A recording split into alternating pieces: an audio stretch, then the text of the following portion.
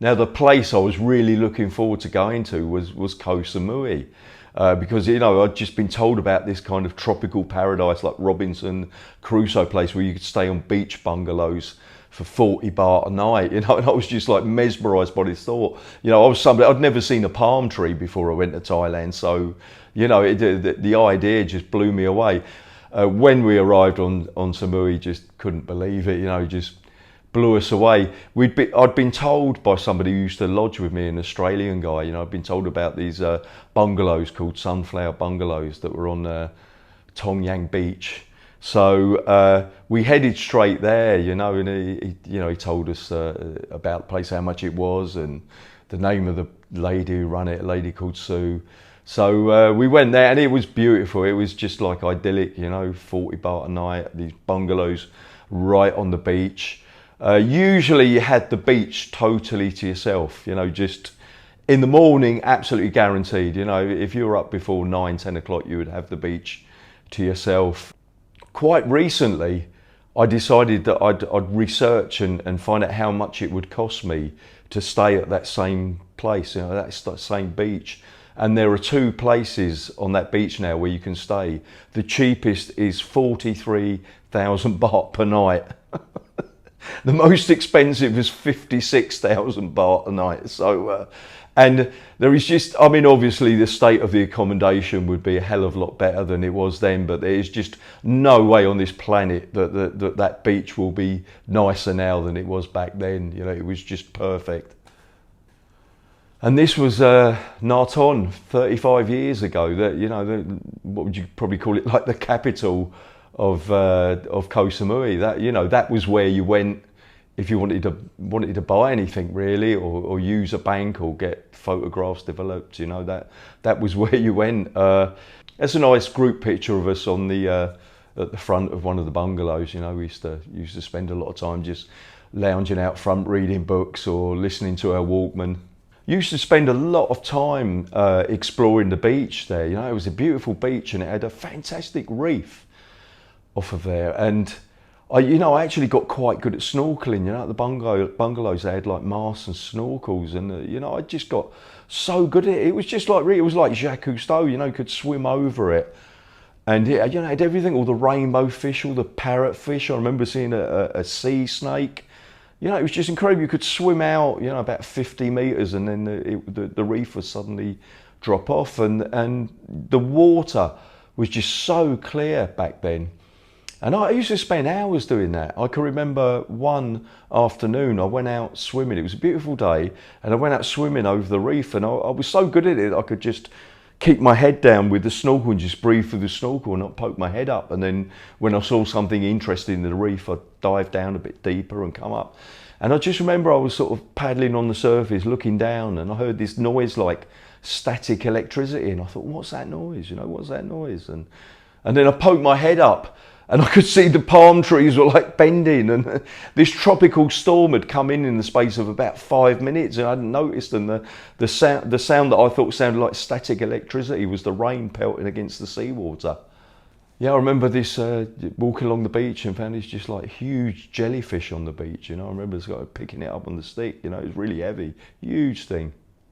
Now just look how clear and blue that water is. You know, I mean, it's been a long time since I've been to Koh Samui. It's been 17 years since I've been there. You know, I've got to get back there soon, but I think I'll be very surprised if I found the water that clear and blue these days. And this was us into one of our forays into Nakhon, you know, where we'd buy cheap fruit at the market. And I remember that from Nakhon to the bungalow was 8 kilometres, and it used to cost 15 baht on the motorcycle taxi, 15 baht each way. That's Adam on the motorcycle taxi ride back to Sunflower Bungalows.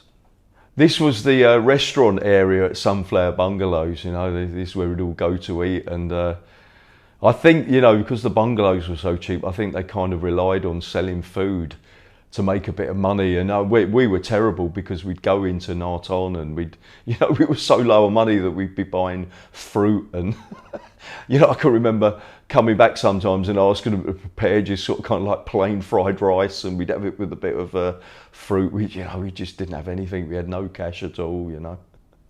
We used to get these lovely sunsets there on the beach, you know. It was just beautiful, just idyllic. Now I can remember, like, you know, in these wooden bungalows, they could be quite noisy, you know, like once in a while the wind would blow and a big coconut would come down on top of the bungalow and the whole thing would shake, you know, the whole thing would reverberate. But I remember night after night, you know, I kept hearing this strange noise, and, you know, I was thinking, what is it? You know, is it a bird? Is it an owl or some kind of night bird? You know, and I could hear something moving around in the rafters, and and I could never see what it was. And I just remember one night this thing crapped on me. You know, I couldn't see it. Now the bungalows weren't air conditioned. You know, you had you had a mosquito net and your lights and a fan. You know. But I remember trying to look up into the rafters of the bungalow, and I could never sort of see what kind of bird it was. So anyway, one morning I walked into the shower, and then I turned around, when I closed the door, turned around, and there's this great big lizard there, one of the 2K lizards. You know, I'd got used to seeing the little geckos, but I'd never seen one of the big ones before. And of course, as soon as I saw it, it clicked in my mind that that was the creature that was making the noise at night, you know, and had crapped on me, you know. It was one of these big 2K lizards. We used to hire a motorcycle between the three of us, and we used to ride three up on the motorcycle into Lamai. You know, it was 18 kilometres from the bungalows into Lamai, and we'd ride there and back, three up. And I just remember going along this dark road. I mean, it just wasn't busy at all then, you know, and the road was hardly lit. It was only really lit at junctions. And I remember going along one night, and Adam was riding the bike and I was in the middle. And there was a big bat he saw, and luckily he ducked. But I caught this bat straight in the face. I just remember it was just like someone slapping me in the face. And I just remember seeing this, out the corner of my eye, seeing this bat spin off into oblivion. This was a river that we used to pass when we were on our way into Naton, you know, and I thought it looked very scenic. And I remember talking to one of the locals, and the old lady, and she told me that in the past they used to get crocodiles there. In those days, you had to go into Naton to make an international phone call, and you'd go to the post office and you'd pay 180 baht for 3 minutes. Now that was 180 baht at the time when your beach accommodation was 40 baht per night. You know, it was a lot of money. No internet, you know, no mobile phones, so you had no option. And of course it was just full of guys with girls with them saying, "Yeah, Mum, I'm all right, Mum, but please take these bank details." You know, they were phoning home for some more money, and they were in a big rush to make sure that the bank transfer details were written down before the 3 minutes was up. Now, this was my 24th birthday, so we went out and celebrated in style in Patpong Road. And this was Patpong in the days before there was a night market down the middle. So you could actually get the tuk-tuk in those days to kind of drop you off outside your favourite go-go bar. I remember that the night market first appeared at the beginning of 1989. So, you know, it's quite a rare thing to see a picture of it before the night market was there. I really can't remember where this picture was taken, but it was somewhere we went on my birthday. Great night. This was a crazy upstairs bar called Rose. Looking at the picture now, lucky we didn't go into the bar next door.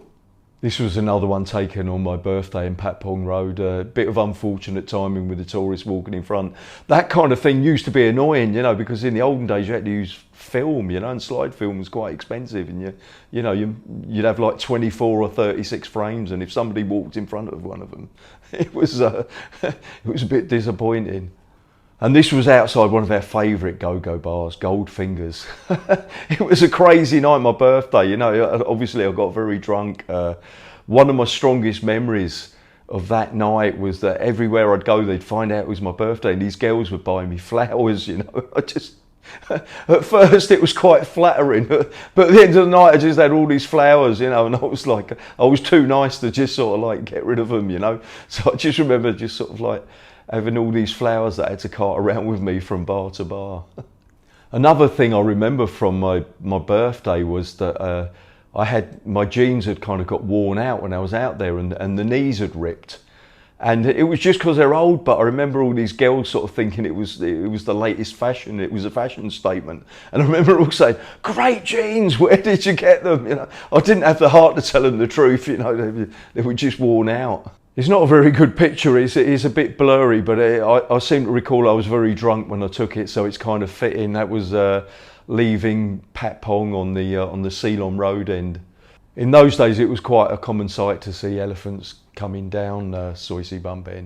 We'd flown back to Bangkok for my birthday, and while we were there, Phil had to fly back to England and start university. So myself and Adam, like, we had the idea that we'd go back to Koh Samui because we didn't have much money and it was just cheaper to hang out there. Now, on the first trip, I'd met this girl called Doreen, and you know, it was like she used to hang out in Lamai. And I remember, you know, going back, and she had no idea that I was coming back. And I remember going to where she was staying in Lamai, and she was like so happy to see me. And so she come back to the bungalow and stayed with. I think we were there for about 10 days, and she just hung out with me. And you know, it was a brilliant time. Thinking back, you know, we'd just go swimming. I remember that she used to do all the washing by hand. You know, it was. You know, cheap, it just no money, but it was just, you know, it was just idyllic, you know. And I can remember that Adam met a girl whose family owned a restaurant just a bit further down the beach from Sunflower Bungalow. And this is one evening out at the restaurant at the ferry pier. And this is that same night at the restaurant by the ferry pier. I remember this picture. I was just trying to catch Doreen walking into the bungalow. She'd been out sort of hanging out the washing or something, but the flash didn't go off, so it's a bit blurred. One of these days we'd heard about this kind of like hilltop viewpoint near the centre of the island called Samui Highland, you know, and it was quite a climb, but I said to Doreen, do you want to go? So we did this. I remember walking up past all these signs saying, "Come on, like keep going up, further up." And when you got to the top, there was this kind of like little bungalow where you could buy a cold drink, and they had a guest book. You signed your name, and there was a monkey there on a chain, and you could sort of buy some bananas and feed the monkey. It was nice. You know, I'd love to know if it's still there. You know, it's probably built up now. It's probably you know, it's probably an exclusive resort or something. And these are our entries into the guest book at the top of Samui Highlands. That's myself and Adam just chilling in front of the bungalow.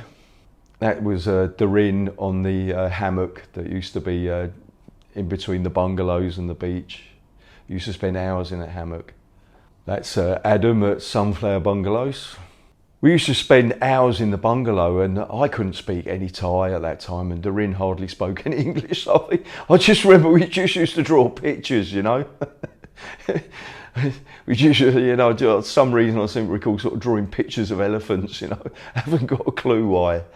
I remember one day we took a hike down some rocks that were on the other side of the ferry pier. You know, it was a nice, lovely day. That's just me one evening at the front of the bungalow. I look at that picture. I look how skinny I was. You know, I think I lost a lot of weight when I was on Samui that second time, because we were just kind of like living on rice and fruit. Now at Sunflower Bungalows, they had 2 jars of cookies. One jar was 5 baht and the other jar was 10 baht each. And one night we decided to have one of the 10 baht ones each. And well, let's just say it was a crazy night. I seem to recall being chased down the beach by a giant luminous crab. And this was a group picture at Sunflower Bungalows, I think just before we went back to Bangkok, before we flew back to England. And this was taken in 1987 at Ma Bun Krong, which was built even then. You know, I remember in those days though, like Ma Bun Krong seemed incredible. You know, with those big multi-story stairways. You know, I don't recall ever having seen anything like it at that time. Because we'd spent a bit of time in Bangkok, we'd got to know these girls, and they used to invite us back to their apartment. You know, and of course they used to live like 3 or 4 in an apartment, you know, which was quite handy, and we'd go there and just sort of like while away the afternoons, you know, it was fun. Now this was a girl that Adam met. I can remember her name was Veena. Again, I have no idea why I remember, you know, my friend's lady's name, you know, from that long back, but she was called Veena. outside the Pink Pussycat Go-Go, which I seem to recall was on Patpong too. It's been so long since I've been there. I'm gonna have to get back. I can't remember where this one was taken. It was it was Patpong or Soi Cowboy, but it speaks for itself. Time for a beer. I don't know why we'd left it so late, but while we were there, we kept being told about this place called Soi Cowboy. And I remember thinking, what a ridiculous name. What a ridiculous name for a place. And sort of like really quite late into our holiday, with this night out at Soi Cowboy. And we loved it. We just had it was a bit more kind of laid back than Patpong. And I can remember that night, before we went to Soi Cowboy, we went to Nana Plaza, which had only been open about a year. And in those days, Nana Plaza was just absolutely dead. I can remember walking around it and there was just like nobody there, so we left.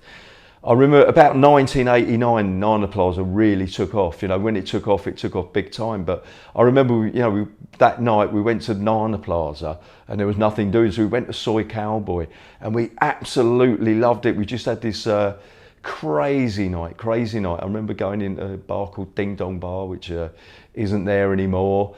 I seem to remember myself and Adam being drunk and putting girls on our shoulders and running around. A fantastic night that was, and we both agreed, that we just couldn't believe that we'd left going to Soi Cowboy for so long. That was probably our biggest regret of the trip, that we didn't find that place sooner. Yeah, outside the famous Tilak bar, which I believe is still there. So, that shows you how long that place has been. This was a Ding Dong bar, which is long gone. I can't even remember when that disappeared. I think you can get an idea what a crazy night that was, we just had so much fun. We got so drunk and had so much fun. Now, this was a bar called the Blue Fox Bar, which was legendary. It was one of the original bars that was there for the servicemen during the Vietnam War. And it still had the original jukebox, with all the records from the late 60s, early 70s in it. But they were all they'd all been played for years and years, so they were all really crackly and old. But that place had so much character. It's now a 7-Eleven. This is Adam playing ping pong with one of the ladies who used to work in the restaurant at the guest house. And this is Adam at Freddie's guest house too, with one of the ladies who used to work there. This is me inside Grand Prix Bar, which was apparently the first go-go bar in Bangkok, and they used to have a steering wheel as a door handle. So when you went in, you pulled this steering wheel to get inside. And inside they had lots of photojournalist memorabilia, because it was associated with, I think, one of the Vietnam War photographers who I believed died somewhere. And I look at that picture today and I look at that shirt, and the way it's unbuttoned. And I can remember buying that shirt. Somebody told me it was like real silk, It wasn't, but, I bought it. And I remember this girl telling me that I had to undo all the buttons, That was the trendy thing to do. And in those days, you used to tuck your shirts in as well, This is me again with Tuk inside Grand Prix Bar. One thing I just sort of pieced together by looking at these pictures, which sort of spanned 3 months, was like, when I turned up in Thailand, I had really short hair, but I didn't get my hair cut all the time I was there. And so you can kind of date the pictures, because my hair's getting longer and longer. On the way to Thailand, on the flight, we'd bought this bottle of Blue Label, Smirnoff Blue Label vodka. And we were just sort of we'd have bits and pieces of it throughout the trip, and we still had a bit left, so I just remember polishing the last of it off just before we flew back to England. That's Adam looking at the sunset. I think that was like an hour or two before we had to start the journey home. This is us arriving at Don Mueang Airport for the flight back to the UK. And this is us on our way to check in at Don Mueang Airport on the way home. This was on the flight back to England. We flew Kuwait Airways, and there weren't many people on the flight back, so I managed to blag 3 or 4 seats, a whole centre aisle to myself, which was bliss. This was on the way back. I think this was a stopover in Kuwait Airport.